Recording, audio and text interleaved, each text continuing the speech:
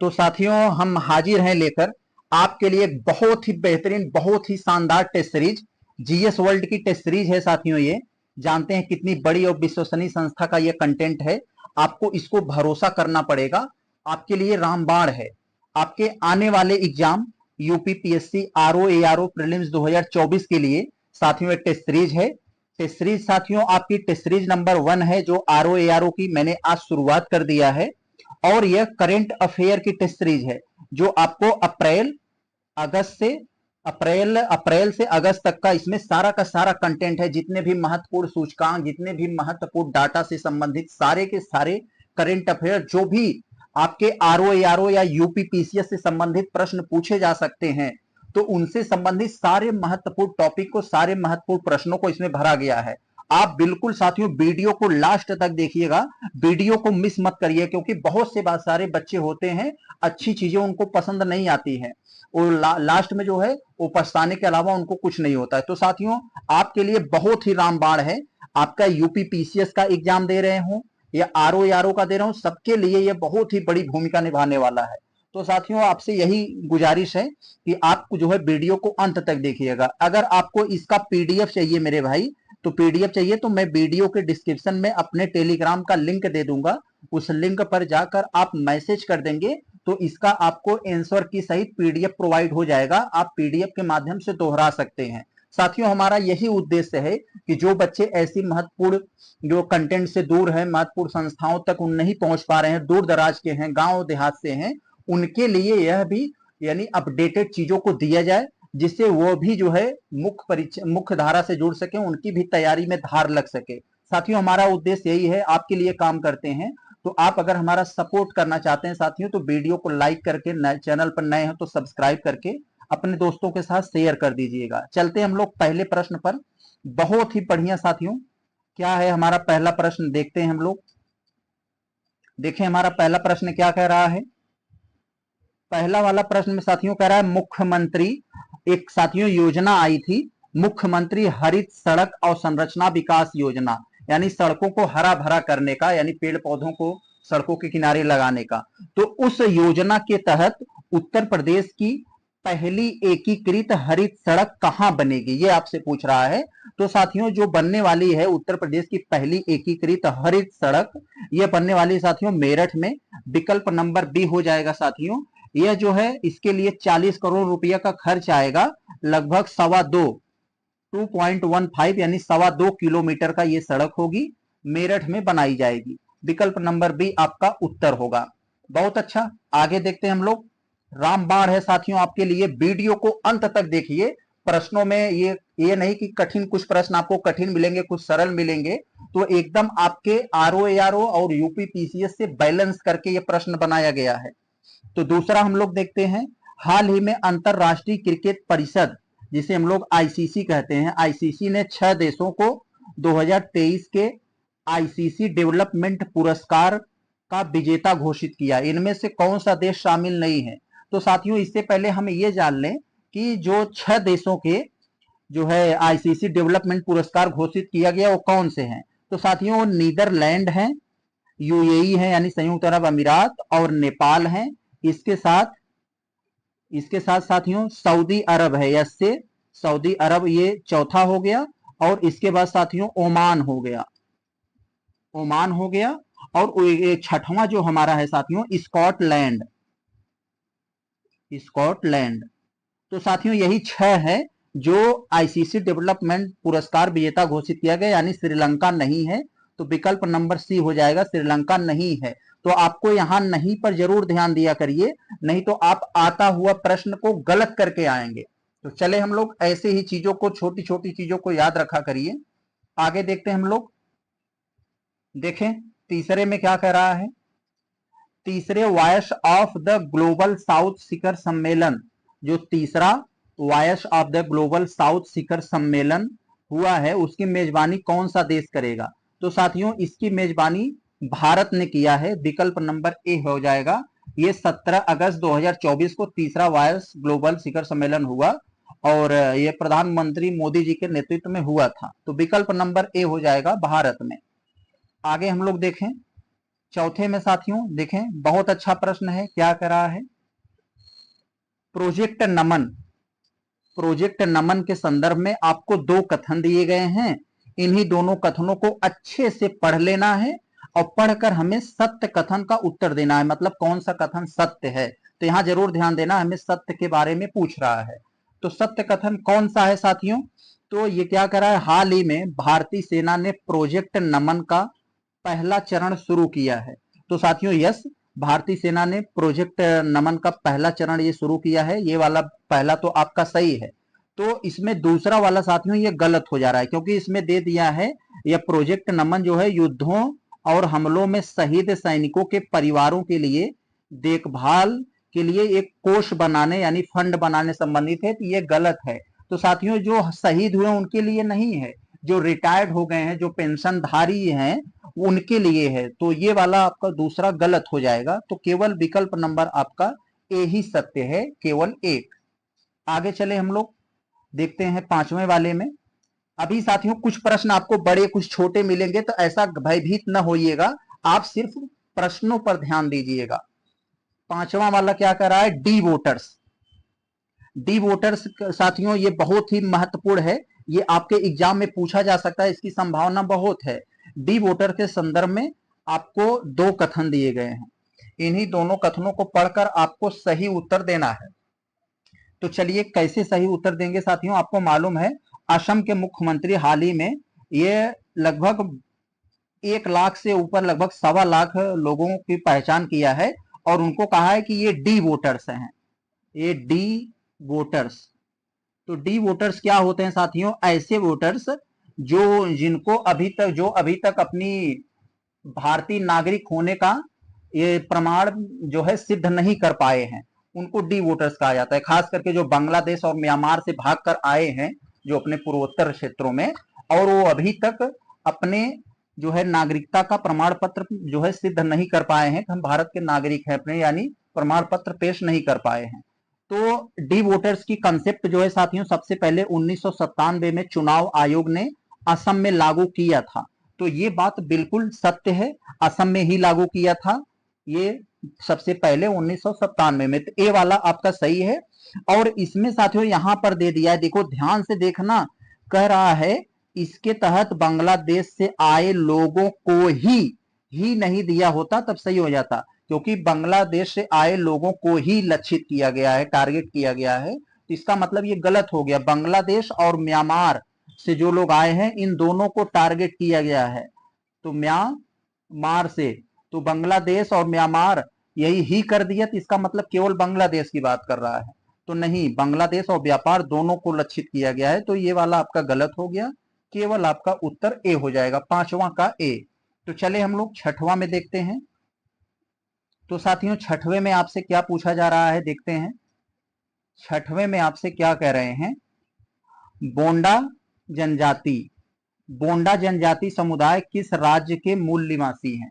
तो बोंडा जनजाति समुदाय साथियों ये कैसे चर्चा में आया, अभी ये बोंडा जनजाति का एक बच्चा जो है नीट एग्जाम क्वालिफाइड किया था, आपको मालूम है नीट जो भी बहुत बवाल हुआ था, तो ये नीट एग्जाम क्वालिफाइड किया, तभी से ये चर्चा में ये जनजाति आ गई। तो उस यही उत्तीर्ण किया था, ये बोंडा जनजाति समुदाय का था। ये कहाँ की है आपसे ये पूछ रहा है, किस राज्य के ये मूल निवासी हैं बोंडा वाले, तो ये ओडिशा के मूल निवासी हैं, विकल्प नंबर बी हो जाएगा।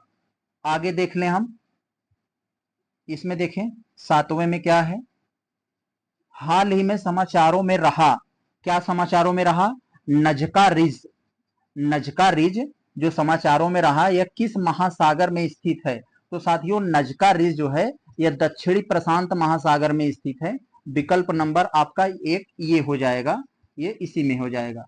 नजका रिज जो है ये समुद्र विज्ञानों की टीम ने जो है चिली के आसपास जो क्षेत्र है, जो उसके प्रशांत महासागर है, चिली मतलब वो दक्षिण अमेरिका वाले में, तो वहीं पर ये खोज हुआ था। तो ये हो जाएगा उत्तर आपका। आठवां में देखते हैं हम लोग, पुलिस अनुसंधान एवं विकास ब्यूरो, पुलिस अनुसंधान एवं विकास ब्यूरो की स्थापना किस वर्ष हुई थी। तो साथियों ये हुई थी 1970 में, विकल्प नंबर आपका बी हो जाएगा, पुलिस अनुसंधान एवं विकास ब्यूरो मतलब इसकी जो है स्थापना तो 1970 में हुई थी, और इसका मुख्यालय यानी हेड क्वार्टर की अगर बात किया जाए तो हेड क्वार्टर साथियों इसका नई दिल्ली में है, नई दिल्ली में। तो ये आपका ये तो हो जाएगा 1970, अगर हेडक्वार्टर पूछ ले तो नई दिल्ली में। और इस साल ये अपना जो है 54वां जो है स्थापना दिवस मनाया है। आगे देखें हम लोग 90 में क्या कर रहा है, यात्रा एवं पर्यटन विकास सूचकांक। यात्रा एवं पर्यटन विकास सूचकांक में भारत को कौन सा स्थान मिला है ये बताना है साथियों, ये सूचकांक से संबंधित सवाल है।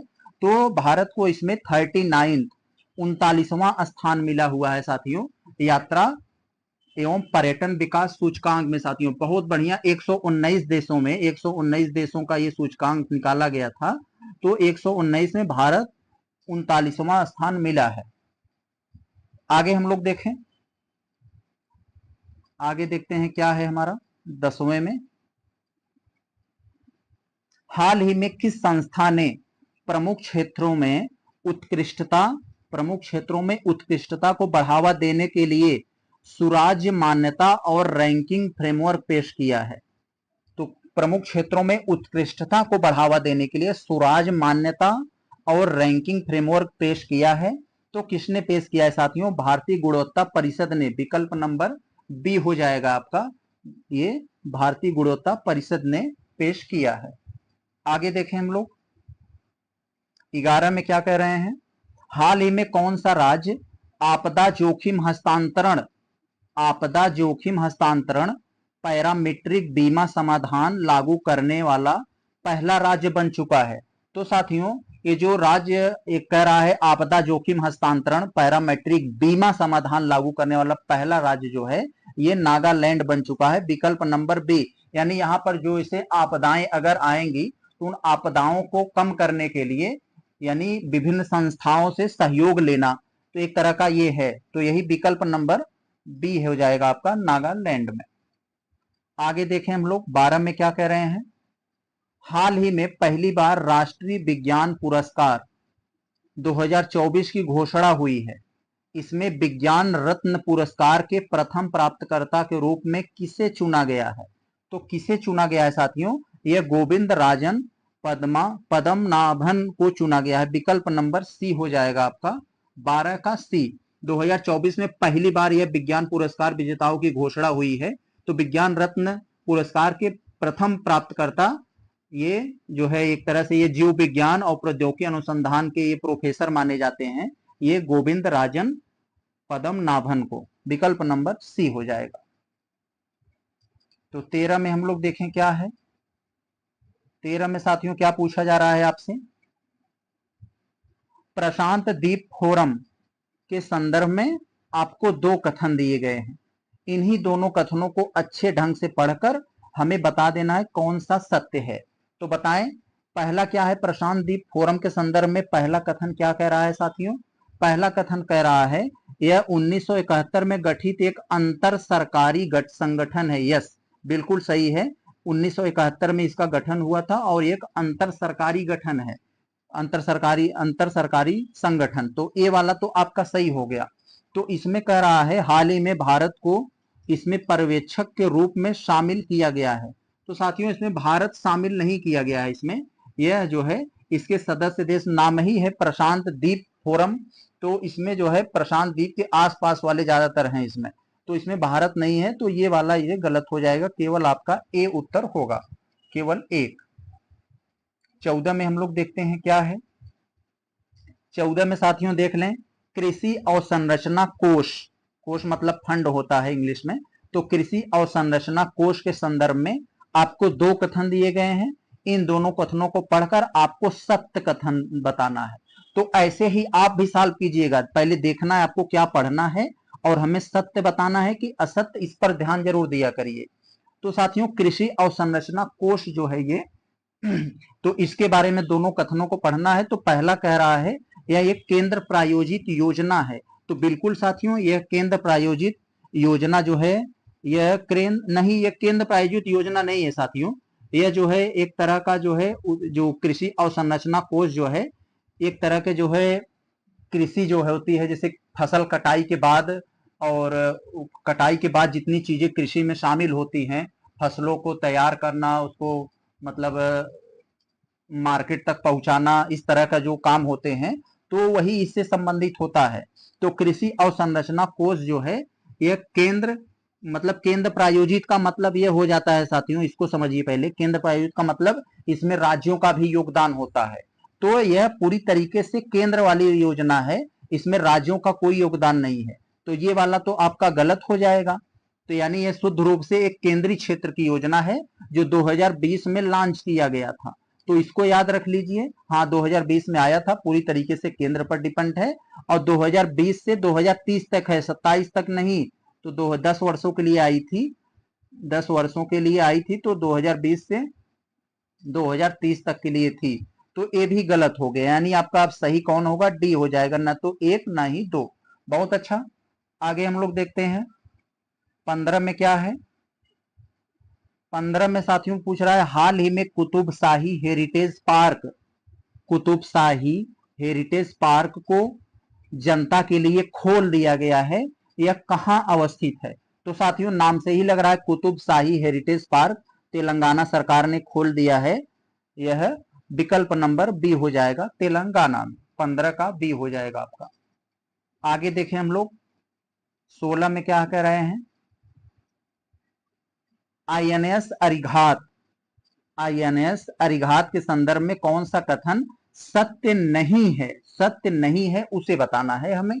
तो साथियों आपको मालूम है आईएनएस अरिघात भारत की साथियों यह दूसरी परमाणु ऊर्जा से चलने वाली एक बैलिस्टिक मिसाइल पनडुब्बी आईएनएस अरिघात को आंध्र प्रदेश के विशाखापत्तनम में नौसेना में शामिल किया गया है।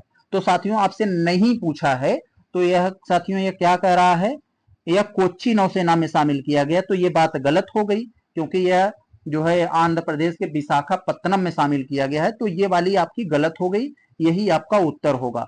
तो कोच्चि नहीं होगा साथियों, विशाखापत्तनम होगा, विशाखापत्तनम। इसको मैं यहां लिख दिया हूं, समझ लीजिएगा। बाकी सब सही है आईएनएस अरिघात के बारे में। यह दूसरी परमाणु ऊर्जा से चलने वाली पनडुब्बी है, बैलिस्टिक मिसाइल पनडुब्बी है। आईएनएस अरिहंत का उन्नत संस्करण, यानी उसका एक तरह से एडवांस वर्जन है। ये तीनों सही हैं, डी वाला गलत है, क्योंकि कोच्चि की जगह विशाखापत्तनम होना चाहिए था। आगे चले हम लोग 17 में।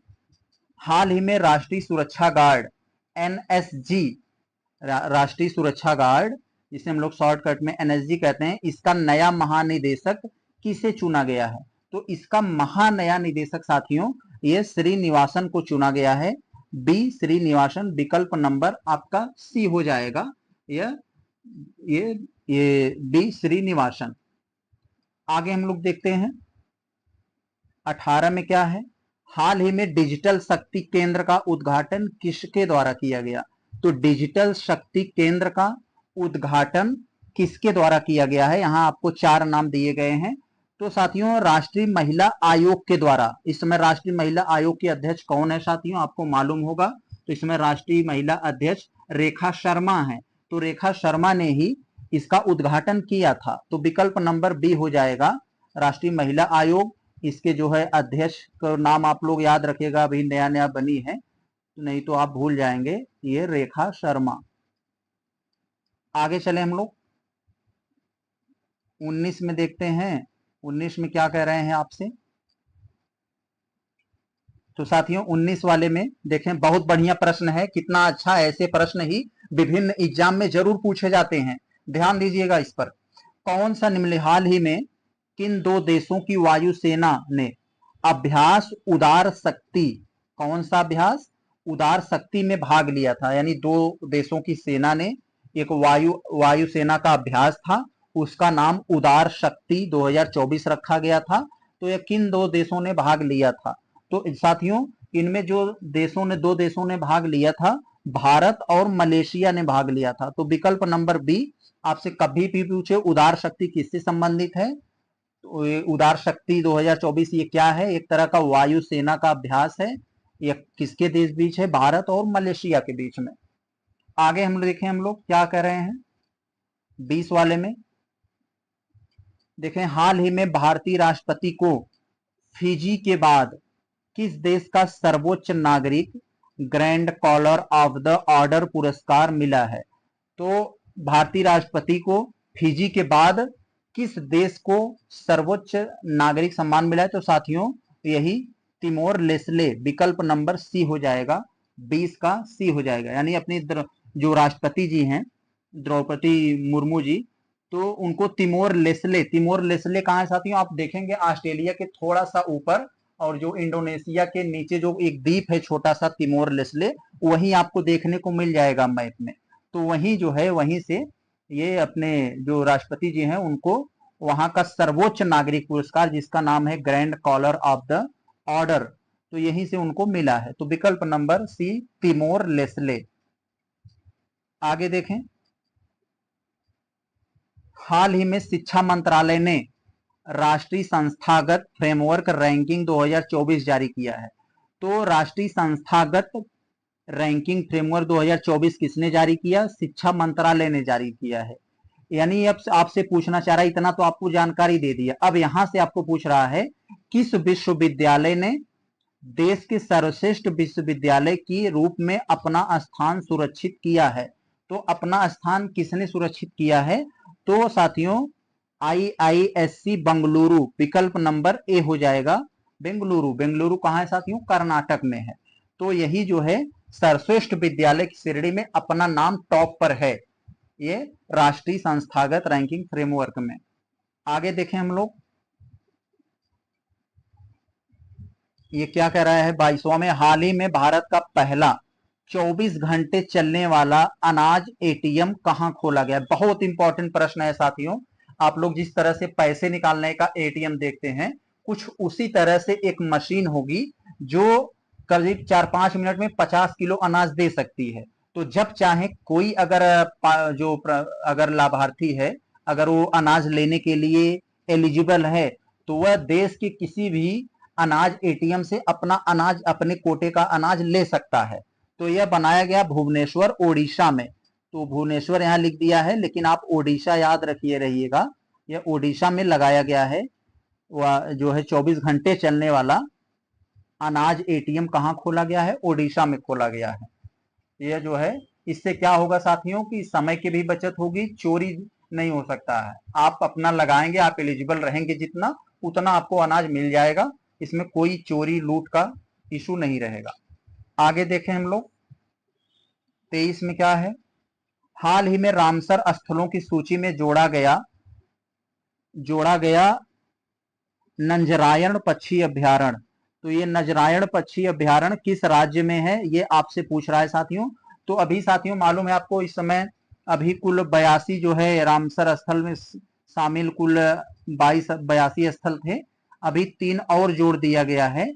एक तवा जो है आपके जो है मध्य प्रदेश का, और 2 तमिलनाडु का। तमिलनाडु के 2 में एक नजरायण जो है पंछी अभ्यारण्य, और एक जो है साथियों ये काजुली पक्षी अभ्यारण्य। तो नाम से ही है, नजर लग जाएगी, काजल लगा लो, तो नजरायण काजुली, तो यही 2 जो है तमिलनाडु में ये हैं, विकल्प नंबर डी। और जो तवा जोड़ी गई है वो मध्य प्रदेश से, तो विकल्प नंबर डी हो जाएगा, 23 का डी, तमिलनाडु में। आगे देखें हम लोग, विश्व जल सप्ताह के संदर्भ में 2 कथन दिए गए हैं। इन्हीं दोनों कथनों को अच्छे ढंग से पढ़कर हमें जो है उत्तर बताना है, वो भी सत्य उत्तर। कौन सा? सत्य। तो यहां सत्य असत्य जरूर एक बार नोटिस किया करिए, नहीं तो आप आता हुआ गलत कर देंगे। तो चले हम लोग देखते हैं क्या है।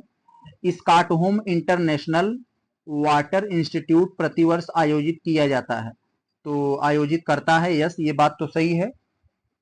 तो इसकी थीम साथियों यहां गलत दे दिया है, ये जो विश्व जल सप्ताह मनाया जाता है, तो इसका ये जो है गलत कर दिया है इसकी थीम। तो साथियों इसकी थीम क्या है? तो यानी सीमाओं को कम करते हुए शांति और टिकाऊ भविष्य के लिए पानी। तो शांति और शांतिपूर्ण और टिकाऊ भविष्य के लिए पानी, तो यही याद रखिएगा, ये अदृश्य भूजल ये नहीं है। तो ये वाला आपका गलत हो जाएगा, केवल ए उत्तर होगा आपका। तो आगे देखते हैं हम लोग, 25 में क्या है, देखें श्री कृष्ण गमन पथ के संदर्भ में दो कथन दिए गए हैं।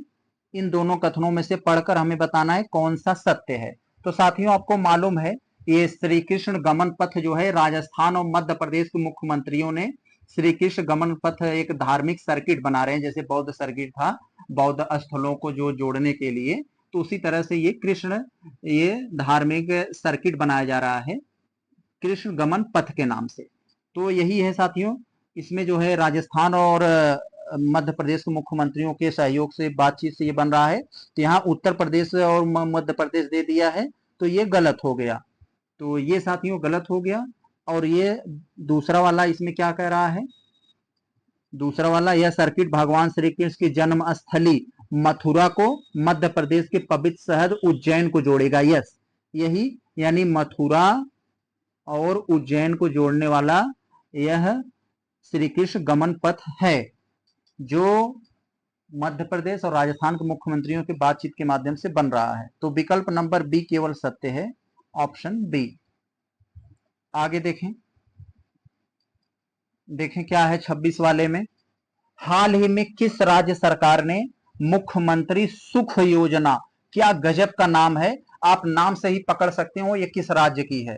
तो मुख्यमंत्री सुख शिक्षा योजना को मंजूरी दिया है किस राज्य सरकार ने। तो साथियों विकल्प नंबर डी हो जाएगा, यह जो है हिमाचल प्रदेश में। तो हिमाचल प्रदेश वही हिमाचल प्रदेश जहां से कंगना रनौत सांसद हैं भाई मंडी। तो हिमाचल प्रदेश के मुख्यमंत्री इस समय वहां कांग्रेस की सरकार है, तो वहां जो मुख्यमंत्री है उनका नाम ही सुक्खू है, सुक्खू है। तो वही आप जो समझ लीजिएगा, सुक्खू ने ही मुख्यमंत्री सुख शिक्षा योजना को मंजूरी दिया है। तो विकल्प नंबर डी हो जाएगा। आगे देखें, हाल ही में किस दक्षिण भारतीय राज्य में आदिवासी ज्ञान केंद्र जिसका नाम है कानू, इसका शुभारंभ किया गया। तो किस दक्षिण राज्य में, यानी दक्षिण राज्य की बात कर रहा है, तो दक्षिण राज्य में आदिवासी ज्ञान केंद्र यानी आदिवासियों के लिए आदिवासियों के बौद्धिक विकास के लिए यह कानू का शुभारंभ किया गया है। तो यह किस राज्य में है। तो कानू का अर्थ साथियों सदाबहार जंगल होता है एक तरह का, तो यह कर्नाटक में शुरू किया गया है कानू शुभारंभ। तो कानू का मतलब सदाबहार जंगल होता है इसका अर्थ। आगे हम लोग देखें या 28 में क्या कह रहे हैं, हाल ही में प्रथम नीति निर्माता फोरम का आयोजन किस स्थान पर किया गया। तो प्रथम नीति निर्माता फोरम का आयोजन किस स्थान पर किया गया साथियों, तो ये दिल्ली में किया गया। विकल्प नंबर ए हो जाएगा आपका, यह दिल्ली में किया गया है। जेपी नड्डा यानी केंद्रीय मंत्री जो पहले भाजपा के जो अध्यक्ष थे, तो केंद्रीय मंत्री जो है यह नड्डा जी जो हैं, तो वही जो है इसका उद्घाटन किए थे। विकल्प नंबर ए हो जाएगा। आगे देखें, हाल ही में खबरों में रहा प्रेरणा कार्यक्रम किस मंत्रालय द्वारा शुरू किया गया है।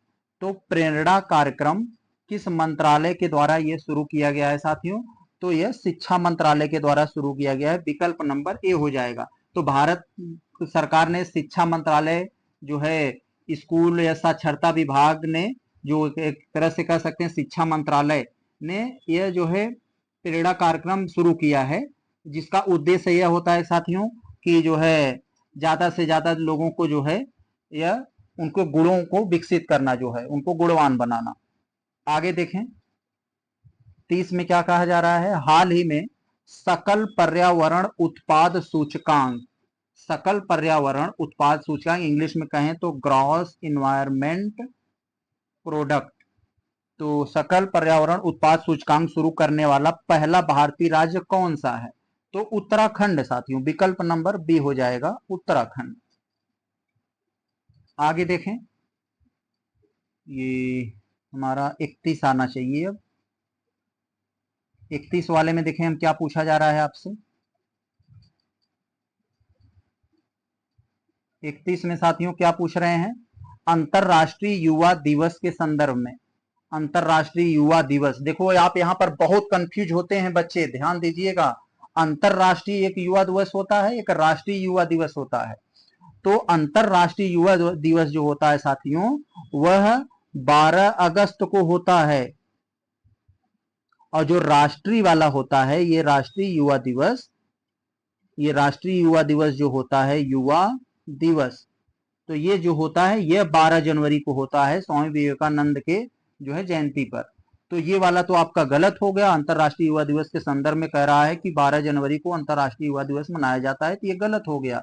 12 जनवरी नहीं, 12 अगस्त को मनाया जाता है। 12 जनवरी जो मनाया जाता है वो राष्ट्रीय होता है।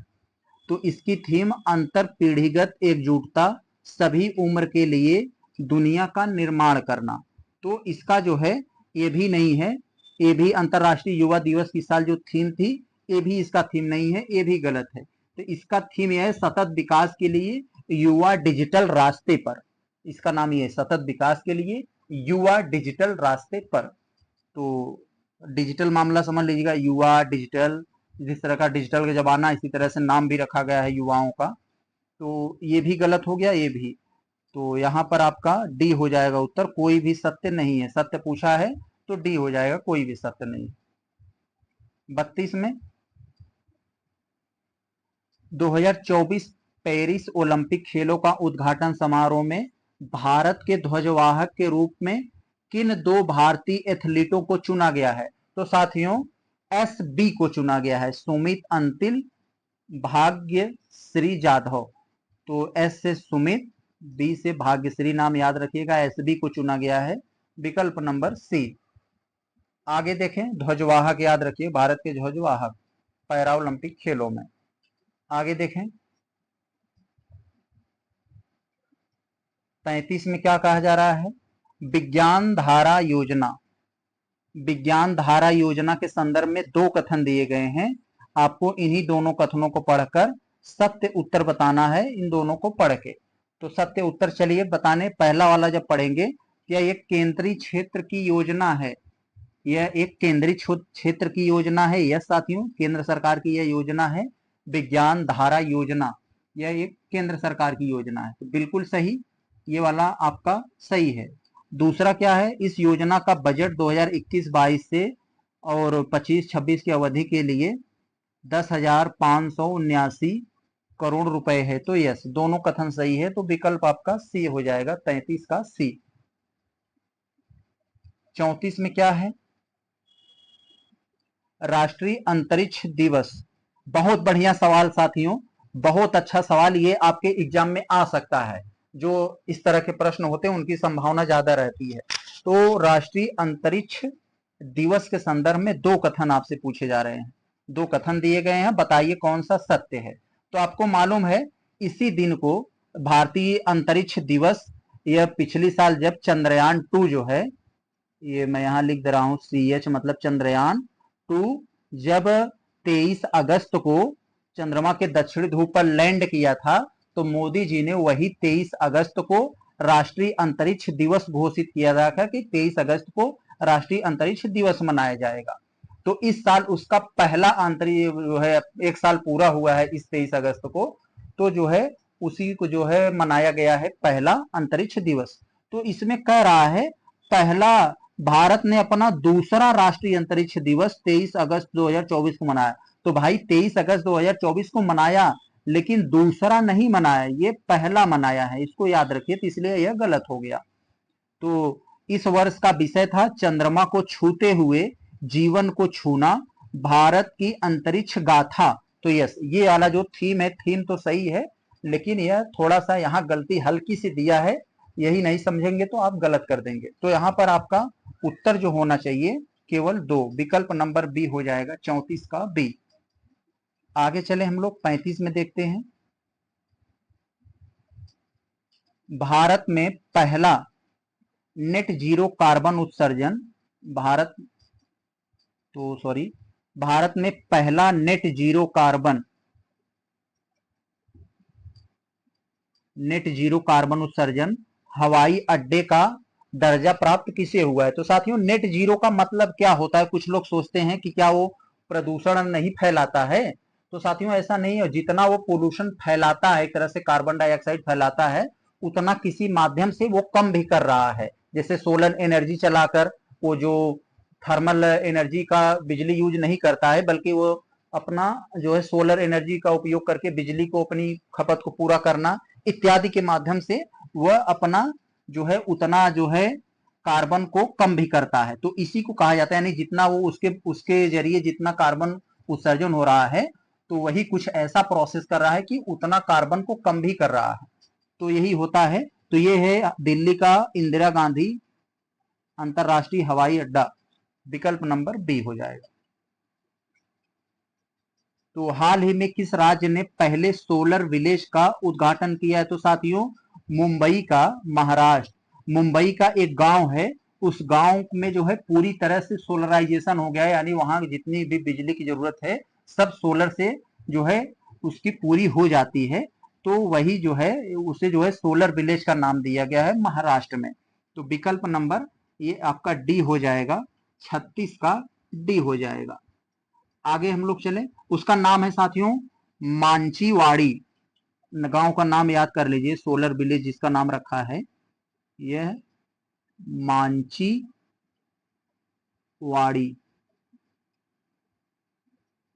आगे देखें, राष्ट्रीय चिकित्सा रजिस्टर्ड पोर्टल, ये अब सही है। राष्ट्रीय चिकित्सा रजिस्टर्ड पोर्टल निम्नलिखित में से किसके पंजीकरण के लिए शुरू किया गया है?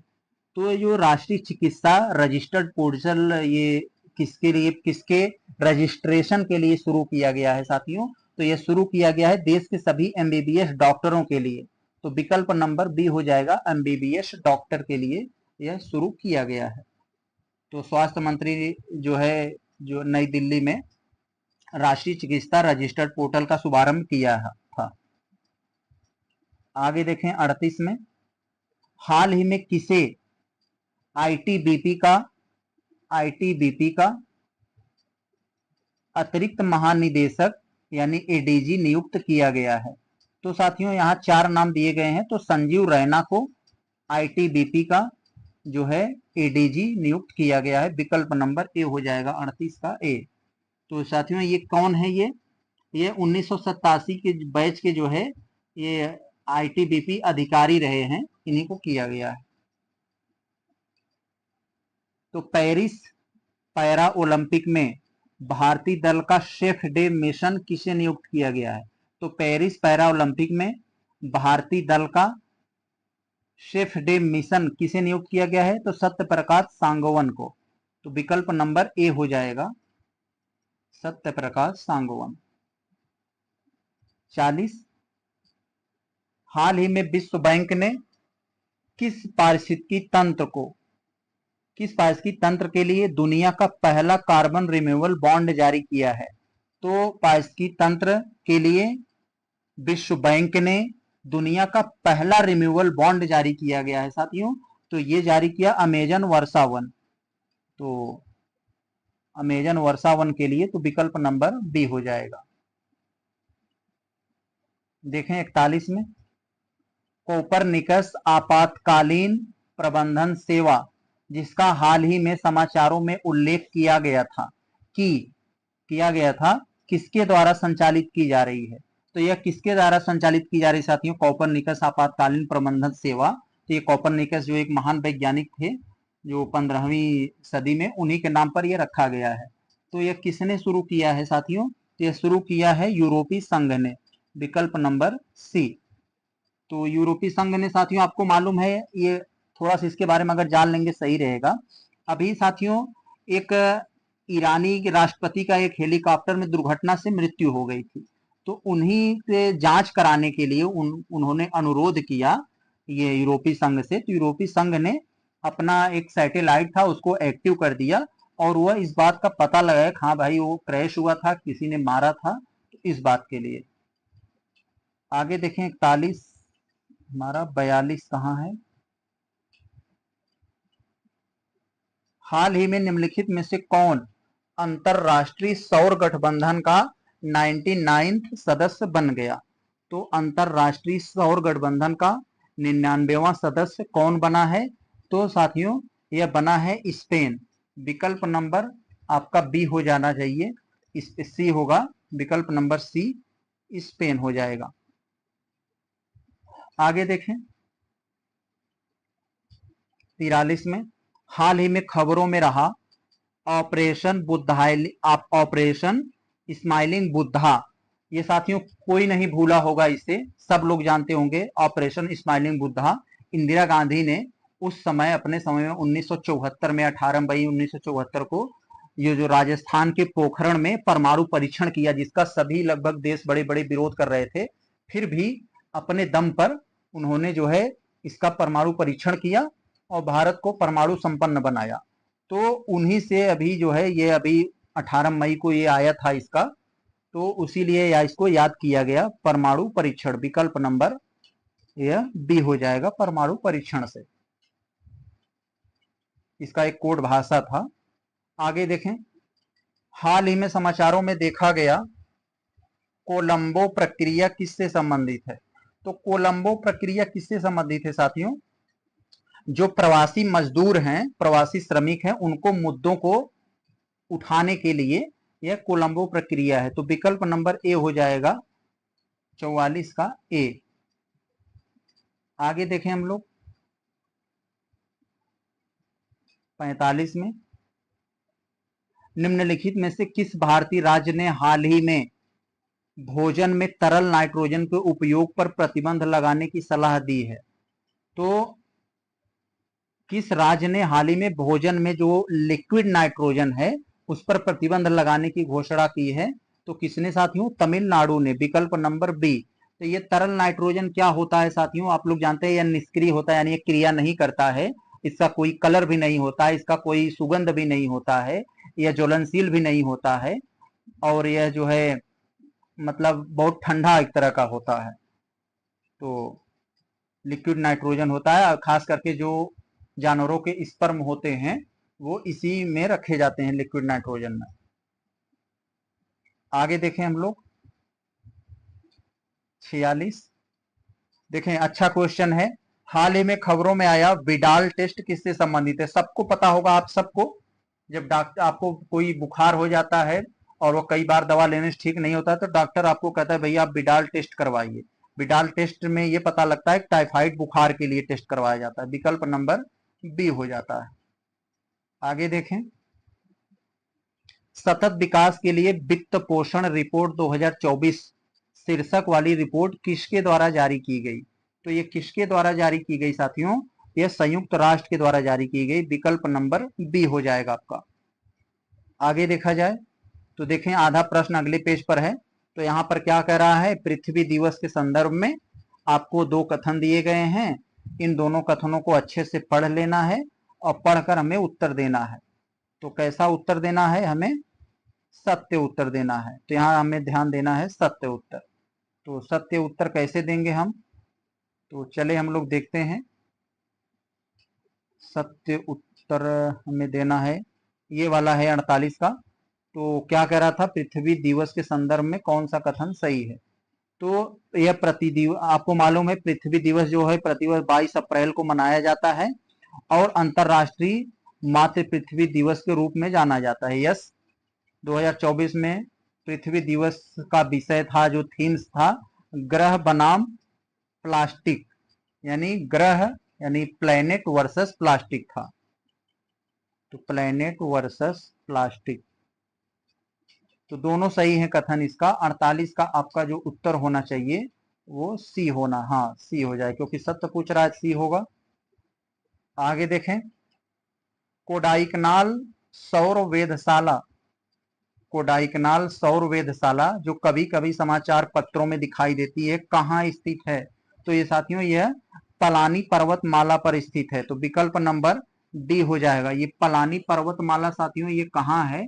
तो ये है साथियों ये कोडाइकनाल सौर वेधशाला। तो पहले हम इसकी बात करने, कोडाइकनाल सौर वेधशाला अपनी स्थापना का साथियों 125वां सालगिरह मनाया है। तो एक तो ये पलानी, ये कोडाइकनाल सौर वेधशाला के बारे में हो गया, और यहाँ पर जो ये काम कर रहा है, ये पलानी पहाड़ियां कहाँ है? तो यह तमिलनाडु में है। यह विकल्प नंबर यह डी हो जाएगा। पलानी पहाड़ियां पर्वतमाला कहाँ है? यह तमिलनाडु में है।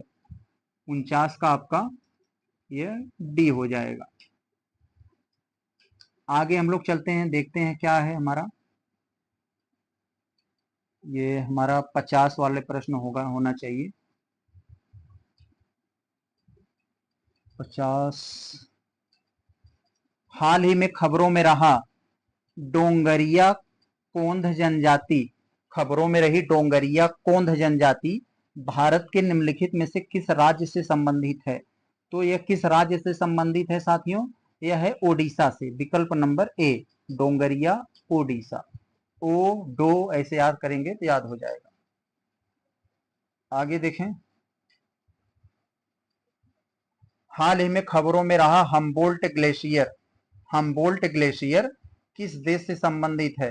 तो किस देश से संबंधित है साथियों? यह वेनेजुएला से संबंधित है। विकल्प नंबर ए, हम्बोल्ट ग्लेशियर पिघलकर बहुत तेजी से छोटा हो रहा है, इसीलिए चर्चा में आया, जो वेनेजुएला से संबंधित है।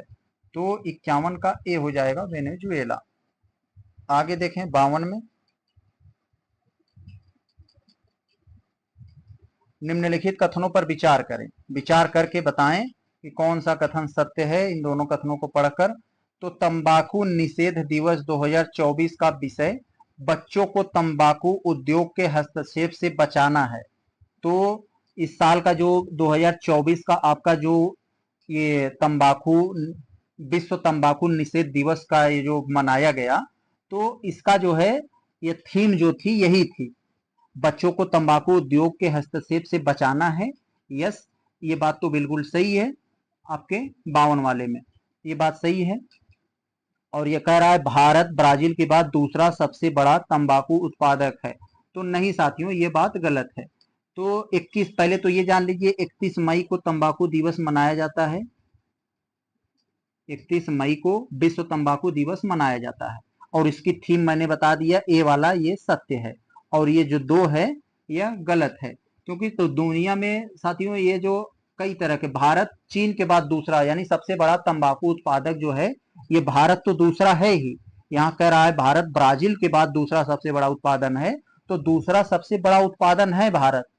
भारत का जो है अपना दूसरे स्थान पर आता है, लेकिन यहाँ कह दिया ब्राजील के बाद, ब्राजील के बाद नहीं साथियों, यह चाइना के बाद। तो याद रखिए सबसे ज्यादा चाइना में तंबाकू उत्पादन होता है, उसके बाद भारत में। तो आपका उत्तर केवल बी हो जाएगा, 52 का बी। आगे चले हम लोग, sorry sorry sorry sorry sorry sorry, ये 52 का बी नहीं, मैंने गलत बताया, 52 का ए, क्योंकि ए सही है। आगे देखें 53 का, हाल ही में खबरों में रहा न्यू कैलेडोनिया निम्नलिखित में से किस देश का हिस्सा है? तो न्यू कैलेडोनिया किस देश का हिस्सा है? तो 53 वाले में आपसे ये पूछ रहे हैं, तो फ्रांस का हिस्सा है। विकल्प नंबर डी हो जाएगा, 53 का डी। फ्रांस ने एक जो एक द्वीप है एक तरह का, तो वही ये हिस्सा है। 54 में, हाल ही में समाचारों पत्र में देखी गई एशिया और प्रशांत क्षेत्र के लिए क्षेत्रीय आर्थिक आउटलुक रिपोर्ट किसके द्वारा जारी की गई? तो एशिया और प्रशांत के लिए क्षेत्रीय आर्थिक आउटलुक रिपोर्ट किसके द्वारा जारी की गई है साथियों? तो ये जारी किया गया अंतरराष्ट्रीय मुद्रा कोष। विकल्प नंबर बी हो जाएगा, IMF जिसे हम लोग कहते हैं। आगे देखें 55 का, निम्नलिखित में से कौन पहल योजना से संबंधित है? तो पहल योजना साथियों बहुत अच्छी योजना है, इससे आप जानते होंगे, नहीं जानते होंगे तो आज जान जाएंगे, कभी भूलेंगे नहीं। पहल योजना लगभग ये 2014 में ही शुरू कर दिया गया था आंशिक मात्रा में, लेकिन इस समय तक इसका बहुत बड़े मात्रा में शुरू किया गया। पहल योजना साथियों पहले क्या होता था, सिलेंडर जब सस्ता था तो सस्ते दाम में गरीब भी खरीदते थे, सस्ते दाम में अमीर भी जो ब्लैक में खरीदते थे। तो मोदी जी ने सिलेंडर जो है उसका दाम बहुत ज्यादा बढ़ा दिया, 2-3 गुना कर दिया। जब लोगों ने विरोध किया मोदी जी क्यों बढ़ाए, तो कहें कि हम गरीबों के लिए नहीं बढ़ा रहे हैं, हम जो ब्लैक में खरीदते हैं उनके लिए बढ़ा रहे हैं। और जो सब लोग कहें तो गरीब भी उतना में खरीद रहा है, तो कह रहे हैं गरीब जो गरीबी रेखा का राशन कार्ड वाला है वो भी उतना में खरीदेगा, लेकिन उसे हम सब्सिडी के रूप में उसके खाते में लौटा देंगे उसका पैसा। ज्यादातर उसका पैसा लौटा देंगे जितनी सब्सिडी होगी, तो यानी उसको सस्ता देंगे। तो यही है पहल योजना के माध्यम से क्या है, सिलेंडर की जो खरीदने पर जो बीपीएल वाले हैं उनको सब्सिडी के माध्यम से उनको वापस किया जाता है पैसा, वही है। तो विकल्प नंबर ए, यानी आपके घर किसी का एलपीजी कनेक्शन है, खाते में पैसा आता होगा रिटर्न सब्सिडी के रूप में, तो आप जान लीजिए आप पहल योजना से जुड़े हैं। आगे देखें, कभी कभी खबरों में आने वाला प्रोजेक्ट उद्भव किस संदर्भ में है? तो प्रोजेक्ट उद्भव जो खबरों में आता है वह किसके संदर्भ में है, क्या है वो, ये बताना है। तो सैन्य विरासत की खोज, भारत की सैन्य विरासत की खोज, विकल्प नंबर ये बी होगा हमारा, ऑप्शन नंबर बी। 57 में ये साथियों यहाँ पर आपसे जारी जो इस साल विश्व प्रेस स्वतंत्रता सूचकांक जारी किया गया है, इसके संदर्भ में आपको पूछ रहा है दो कथन देकर कि कौन सा कथन सत्य है। तो साथियों आपको मालूम है स्वतंत्रता, विश्व प्रेस स्वतंत्रता सूचकांक ये बताता है कि किस देश में प्रेस कितना अच्छा भूमिका निभा रही है। तो फिलहाल अपने भारत की स्थिति तो बहुत ज्यादा डैमेज है पिछले कई साल से। इसे रिपोर्ट्स विदाउट बॉर्डर्स द्वारा प्रकाशित किया जाता है। यस, विदाउट बॉर्डर्स, याद रखिएगा कौन जारी करता है, विश्व प्रेस स्वतंत्रता सूचकांक, विदाउट बॉर्डर्स। और 2023 की तुलना में भारत 2024 में अपनी रैंकिंग में सुधार किया है। जी, 2023 में तो बहुत स्थिति खराब थी, हालांकि 24 वाले में उसने मामूली सा सुधार किया है साथियों, तो मामूली सा सुधार किया है। तो इस साल जो है 161वें स्थान पर 2023 में तो साथियों 61वें स्थान पर थी, 161वां। लेकिन इस साल 2024 में अपनी महान मीडिया जो है 159वां, यानी 2 अंक थोड़ा सा सुधार किया है, तो यहां पहुंच गई। तो इस साल यही है 159 हो गई। तो दोनों सही है हमारे, विकल्प नंबर सी हो जाएगा। 58, हाल ही में समाचार पत्र में देखा गया अभ्यास शक्ति निम्नलिखित में से किस देश के बीच आयोजित किया गया था? तो अभ्यास शक्ति किस देश के बीच आयोजित किया गया था? तो साथियों अभ्यास शक्ति जो आयोजित किया गया था ये हमारा भारत और फ्रांस के बीच में, ये सैन्य अभ्यास शक्ति का ये 7वां संस्करण था जो मेघालय के उमरोई में किया गया। तो मेघालय के उमरोई में, फ्रांस भारत के बीच। आगे देखें, हाल ही में समाचारों में देखा गया शब्द फुजियान किससे संबंधित है? तो साथियों चीन का एक विमान वाहक है जिसने अभी अपना एक परीक्षण किया था, तो उसी का नाम फुजियान था। तो विकल्प नंबर बी, ये फुजियान किससे संबंधित है? यह चीन का एक विमान वाहक पोत है।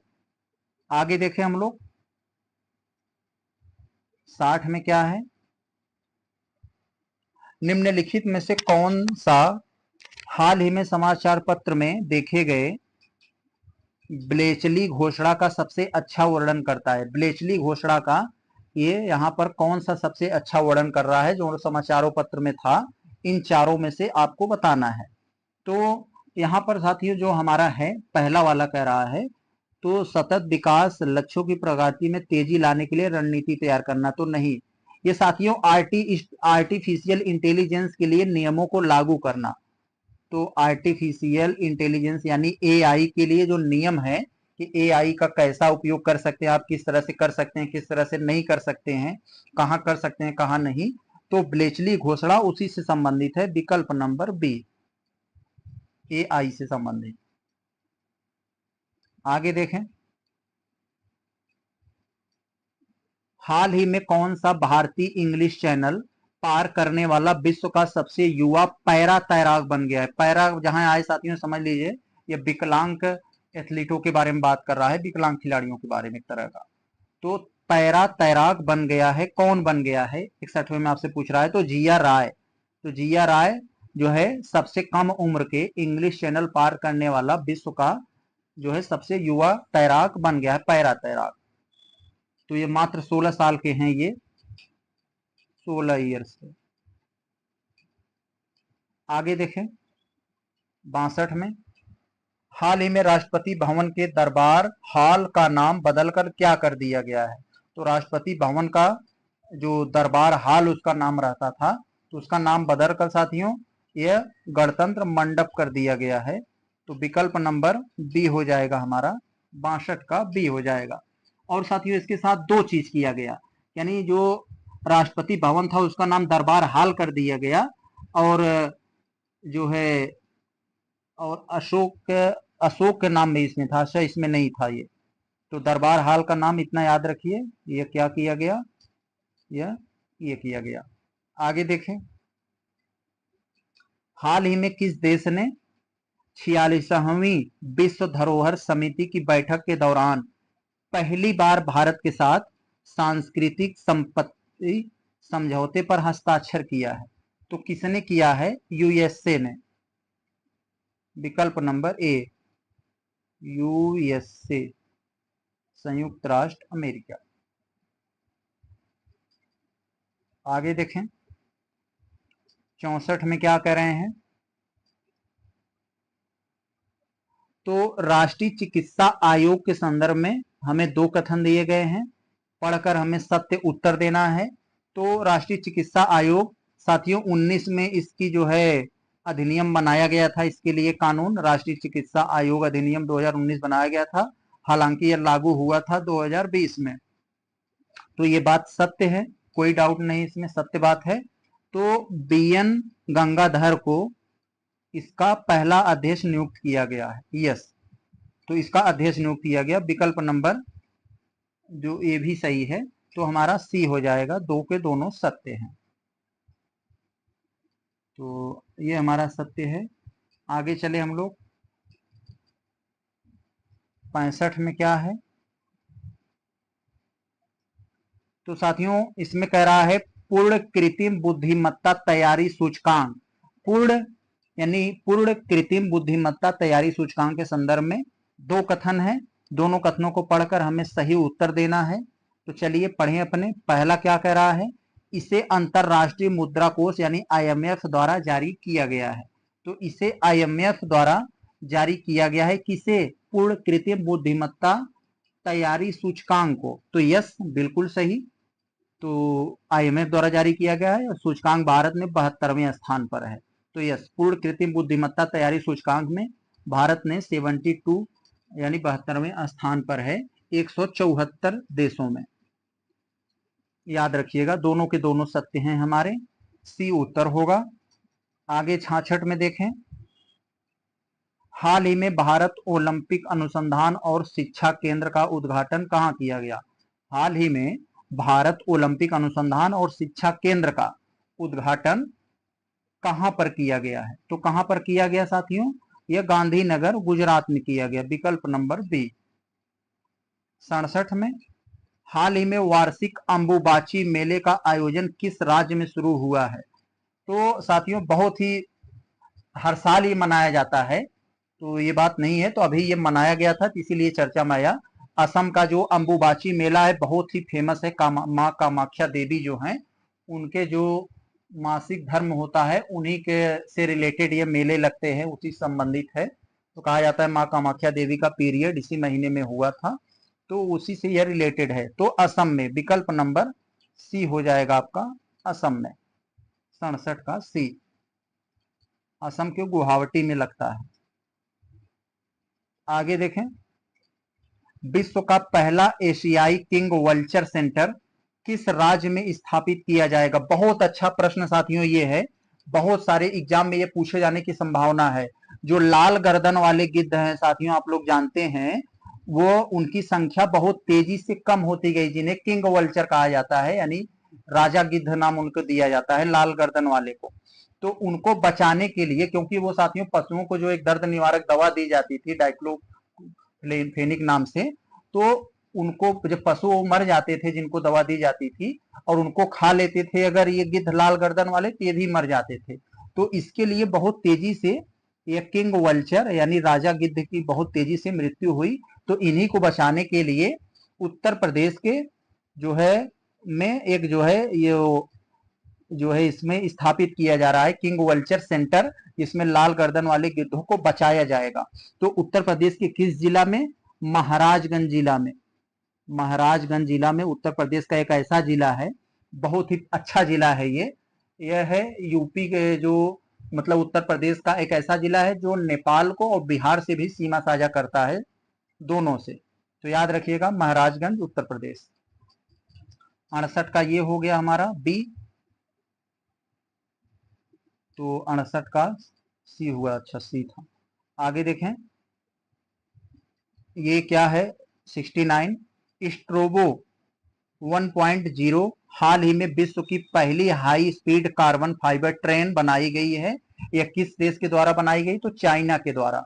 तो विकल्प नंबर बी, चाइना ने स्ट्रोबो 1.0 कह लें या 1.0 कह लें या 0, तो स्ट्रोबो नाम की जो विश्व की पहली हाई स्पीड जो कार्बन फाइबर ट्रेन चलाई गई चीन के द्वारा। 70 में हाल ही में चराई देव मोइदम्स, बहुत अच्छा प्रश्न है, इसके भी आने की संभावना अधिक है। असम में एक मोइदम्स नाम का है। ये मोइदम्स क्या है साथियों? एक तरह का ये जो है एक कब्र है जहां पर जो शाही लोगों को पहले दफनाया जाता था। आप लोग इसको अगर देखेंगे गूगल पर, बहुत ही अच्छी इसकी बनावट लगती है, गुफा जैसी देखने में। तो असम में चराईदेव मोइदम्स जो अहोम राजवंश शाही कब्रिस्तान है, तो हाल ही में यूनेस्को के विश्व धरोहर स्थल घोषित किया गया है। तो यह किस राज्य में है? मैंने पहले बताया असम में। विकल्प नंबर ए हो जाएगा। 71 में हाल ही में खान क्वेस्ट अभ्यास का आयोजन किस देश में किया गया? खान क्वेस्ट अभ्यास का आयोजन किस देश में किया गया? तो मंगोलिया में किया गया। विकल्प नंबर आपका ये हो जाएगा। 27 जुलाई से 9 अगस्त के बीच चला था मंगोलिया के उलान बटोर में। आगे देखें 72 में हाल ही में किस संगठन के द्वारा विश्व के वनों की स्थिति नामक एक रिपोर्ट जारी की गई थी? यानी कौन सा ऐसा संगठन है जिसने एक रिपोर्ट जारी किया, किस नाम से? उसका नाम रखा विश्व के वनों की स्थिति। विश्व के वनों की स्थिति के नाम से रिपोर्ट जारी किया। तो किस संगठन ने जारी किया? तो खाद्य एवं कृषि संगठन ने। विकल्प नंबर सी हो जाएगा 72 का सी।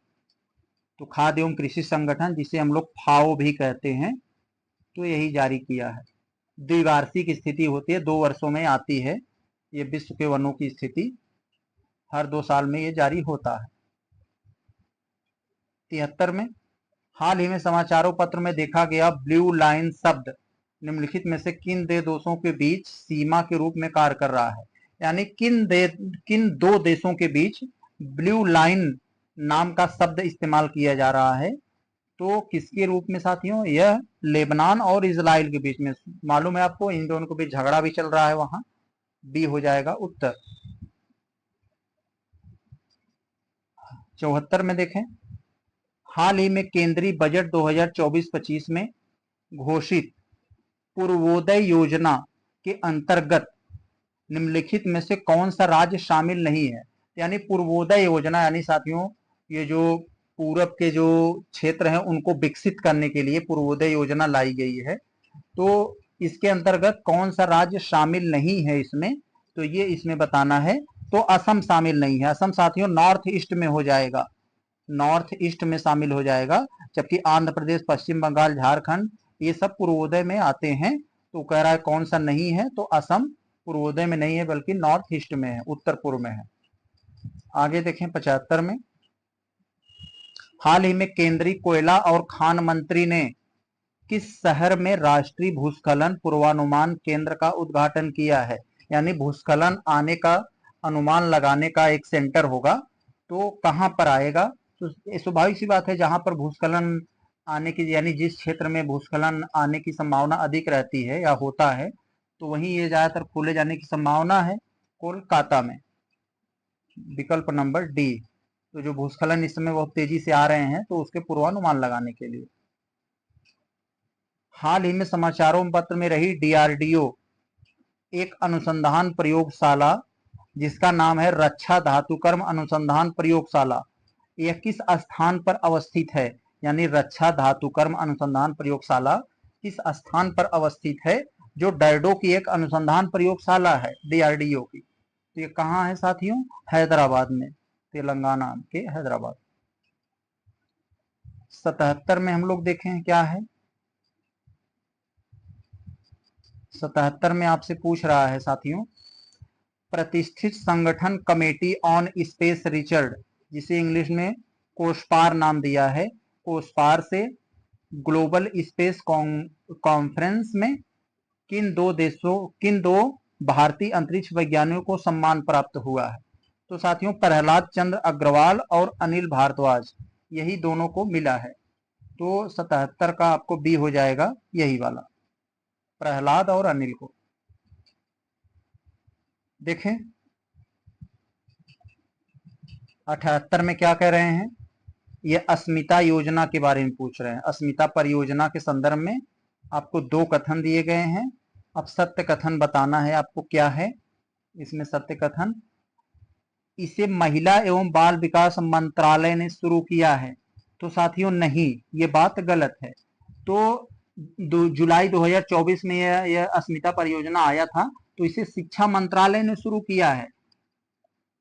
तो 5 वर्षों में साथियों 22,000 किताबों को विकसित करने का लक्ष्य रखा गया है अस्मिता योजना के माध्यम से। तो 5 वर्ष में 22,000, 22 के का मतलब 1000 समझ लीजिए, इतनी किताबों को जो है लॉन्च करने का लक्ष्य इसका रखा गया। तो ये है, तो इसको जो है शिक्षा मंत्रालय के द्वारा है, ये नहीं है, तो ये गलत हो गया। कार्यस्थल पर महिलाओं की सुरक्षा संबंधित नहीं, मैंने बताया ये किताब लॉन्च करने 22,000 से है, तो ये भी गलत हो गया। डी आपका उत्तर होगा, कोई भी सत्य नहीं है। आगे देखें 79 में, तो उत्तर प्रदेश में संपन्न सारस क्रेन, तो आपको मालूम है उत्तर प्रदेश का राष्ट्रीय पक्षी भी सारस है।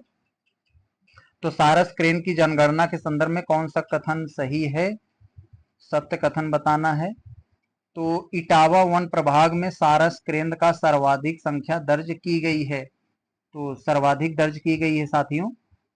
तो ये वाला तो हमारा सत्य है, हाँ इटावा में ही है, ये तो सही है। मऊ वन प्रभाग में एक दशक में पहली बार कोई सारस क्रेन नहीं देखा गया था। तो ऐसा नहीं है साथियों, यह देखा गया था। मऊ वन प्रभाग में एक दशक में पहली बार 6 सारस क्रेन देखे गए थे। तो ऐसा नहीं है इसमें कह दिया कि कोई नहीं देखा गया था, नहीं, ये 6 देखे गए थे, तो ये भी गलत हो गया। तो पहला वाला सही है, केवल ए सत्य है। 80 वाले में देखते हैं, हाल ही में विश्व के सबसे ऊंचा प्रतियोगिता पुल किस देश में खोला गया है? तो सबसे ऊंचा प्रतियोगिता पुल कहां खोला गया? तो भूटान में। आगे देखें हम लोग 81 में, विलियम चिंगते ने अभी हाल ही में किस देश के राष्ट्रपति के रूप में शपथ ली है? तो किस देश के राष्ट्रपति जिनका नाम है विलियम लाई चिंगते, तो किस देश के राष्ट्रपति ये बने हैं ये पूछ रहा है। तो ताइवान के, नाम ही चाइना की तरह है, तो चाइना ताइवान लगभग यहाँ का एक मानवीय सभ्यता लगभग एक ही तरह का है, तो नाम भी लगभग मिलता जुलता है। तो हाल ही में कौन सा पहला अंतरिक्ष पर्यटक बना? भारतीय अंतरिक्ष पर्यटक बना, कौन बना है पहला बना? तो गोपी थोटाकुरा ने, विकल्प नंबर बी हो जाएगा। हाल ही में विदेश मंत्री जयशंकर ने किस देश के मित्रता के प्रतीक के रूप में मैत्री उद्यान का उद्घाटन किया है? तो किस देश के साथ मैत्री उद्यान का उद्घाटन किया है एक मित्रता के रूप में साथियों? तो मॉरिशस, विकल्प नंबर बी हो जाएगा। जो अभी झगड़ा वगड़ा भी चल रहा था, बीच में हुआ था मामला, मोदी जी को जो बोला गया था वहां के मंत्रियों के द्वारा। तो 84 में, हाल ही में भारत ने 4 सामुदायिक विकास केंद्र परियोजनाओं को लागू करने के लिए किस देश के साथ समझौते पर हस्ताक्षर किए गए हैं? तो किस देश के साथ समझौते पर हस्ताक्षर हुआ है? तो मार्शल द्वीप, विकल्प नंबर बी हो जाएगा, ए हो जाएगा आपका, मार्शल द्वीप के साथ। आगे देखें 85 में, हाल ही में किस संस्थान ने एक वैज्ञानिक एक उत्पाद कार्यक्रम शुरू करने का निर्णय लिया है। यानी एक वैज्ञानिक एक उत्पाद के रूप में कार्यक्रम शुरू करने का निर्णय लिया गया है। तो ये कहाँ है साथियों? यह आईकार, ICAR, विकल्प नंबर सी हो जाएगा। तो जुलाई अगस्त माह में अमावस्या के 8वें दिन मनाया जाने वाला खर्ची पूजा किस राज्य का प्रमुख त्योहार है? यानी खर्ची पूजा किस राज्य का प्रमुख त्योहार है साथियों? तो ये त्रिपुरा का है, विकल्प नंबर बी। त्रिपुरा मनाए जाने वाले के हिंदू त्योहार है। यह एक सप्ताह तक चलने वाला एक त्योहार होता है। तो जुलाई महीने में अमावस्या के 8वें दिन मनाया जाता है ये। आगे देखें, हाल ही में किस देश को हानि और क्षति कोष यानी हानि और क्षति फंड के बोर्ड का अध्यक्ष चुना गया है? किस देश को हानि और क्षति कोष के बोर्ड का अध्यक्ष चुना गया है? Philippines, Thailand, Kenya, Zimbabwe. तो साथियों यह फिलीपींस को चुना गया है, विकल्प नंबर ए हो जाएगा आपका। 87 हो गया। 88 में, तो 88 में आपसे कह रहा है फ्रांस के सर्वोच्च नागरिक पुरस्कार शेवेलियर डी ला लीजन डी होनूर, इतना बड़ा पुरस्कार है यार। फ्रांस के सर्वोच्च नागरिक पुरस्कार क्या है? शेवेलियर डी ला लीजन डी होनूर। यह फ्रांस का सर्वोच्च नागरिक पुरस्कार है, जिसके संदर्भ में दो कथन है। तो दो कथनों को पढ़कर सही उत्तर देना है। तो हाल ही में इसे भारतीय उद्योगपति गौतम अडानी को दिया गया है। तो किसे दिया गया है? कह रहा है गौतम अडानी को दिया गया है। तो ये तो नहीं लग रहा है हमें, फिलहाल अगला देख लेते हैं।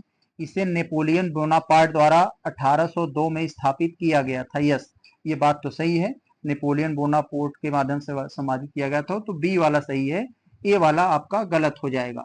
क्योंकि साथियों यह जो है यह फ्रांस के एक सर्वोच्च नागरिक पुरस्कार है, तो ये तो है ही। और यह तो नहीं लग रहा है इन्हें उद्योगपति गौतम अडानी को दिया गया। तो फिलहाल इसका आप मैसेज किया, हमें तो लग रहा है नहीं, इन्हें तो नहीं दिया गया है। हमारे हिसाब से उत्तर बी होना चाहिए।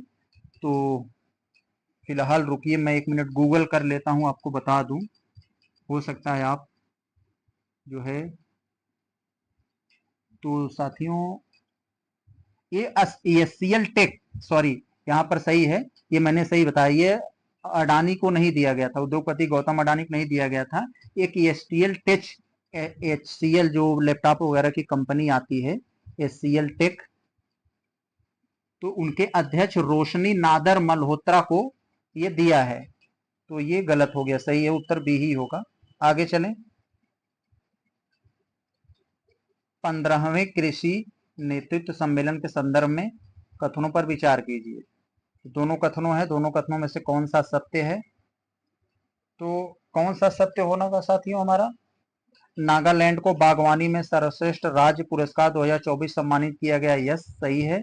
इस बार सम्मेलन का विश्व जलवायु चुनौतियों के बीच कृषि को आगे बढ़ाना था। यस, तो दोनों बातें सही है हमारी। तो विकल्प नंबर हमारा हो जाएगा सी हो जाएगा, 89 का सी। 90 का, हाल ही में केंद्रीय गृह मंत्रालय ने लद्दाख में 5 नए जिलों के गठन की घोषणा की गई है। अभी तक तो जिले लद्दाख में 2 ही जिले हैं। तो कौन सा जिला इसमें शामिल नहीं है? तो इसमें कौन सा जिला शामिल नहीं है जिन्हें 5 जिलों को नाम रखने की बात किया गया है? तो साथियों इसमें जो है ये कारगिल नहीं है, बाकी ये सब हैं। तो विकल्प नंबर ए आपका उत्तर हो जाएगा। तो फिलहाल हमने 90 तक देख लिया है। अभी हमारे यहाँ 60 क्वेश्चन है, वीडियो बहुत लंबा हो जाएगा साथियों। 60 क्वेश्चन बचे हैं हमारे 91 से 150 के बीच। तो इनको हम दूसरे वीडियो में देखेंगे, इसको यहीं रोक देते हैं, वीडियो लंबा हो जाएगा, आपको भी देखने में परेशानी होगी, हमें भी अपलोड करने में। तो इसको हम दूसरे पार्ट में देखते हैं। बहुत अच्छा प्रश्न है, इसके जस्ट ही बाद हम अपलोड करेंगे, आप लोग आसानी से देख लीजिएगा। तो चलते हम लोग 60 क्वेश्चन जो है अगले नेक्स्ट वीडियो, इसको सेकंड पार्ट में हम लोग स्टार्ट करेंगे। तो आप लोग इसको PDF अगर चाहिए तो टेलीग्राम पे मैसेज जरूर कीजिएगा, मैंने डिस्क्रिप्शन में इसका लिंक दे दिया है। तो चले हम लोग मिलते हैं नेक्स्ट वीडियो में, तब तक के लिए नमस्कार, जय हिंद।